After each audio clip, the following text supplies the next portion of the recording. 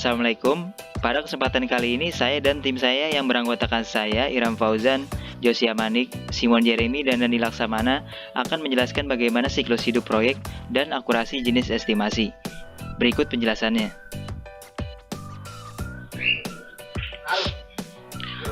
Berikut penjelasan grafik daur hidup proyek. Di dalam grafik ini terdapat 3 hal yang penting. Yang pertama itu level of influence, yang kedua itu cumulative total cost, dan yang terakhir itu tahap pelaksanaan proyek. Di grafik terlihat level of influence mengalami penurunan dari 100% menuju 0%.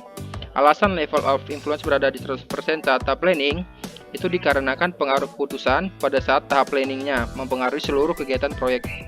Contohnya seperti pertimbangan owner dengan yang pertama pengalaman atau kebiasaan, yang kedua saran konsultan, yang ketiga sumber dan kendala pembiayaan, yang keempat penggunaan sumber daya yang dimiliki, dan yang terakhir keinginan stakeholder dari proyek. Lalu ada grafik kumulatif total cost yang penambahannya sampai 100%.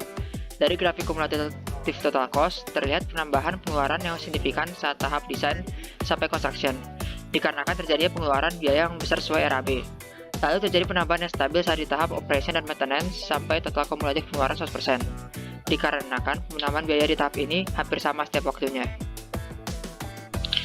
Penjelasan yang kedua adalah grafik akurasi jenis estimasi. Dari grafik ini dijelaskan, jika sudah semakin dekat dengan tahap pengerjaan proyek, maka biaya yang diestimasikan semakin akurat.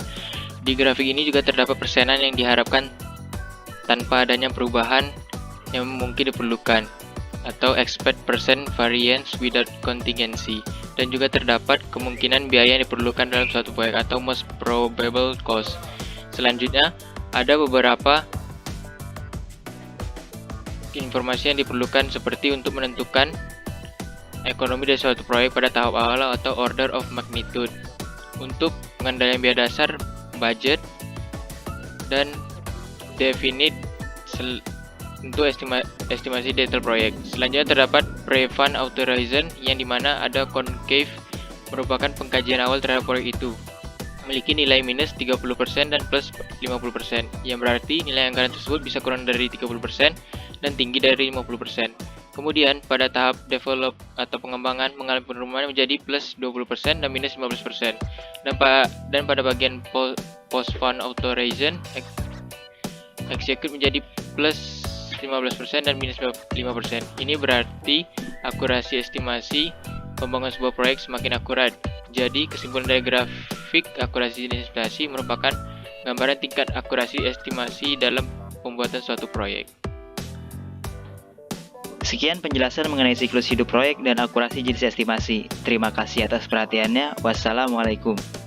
Peace.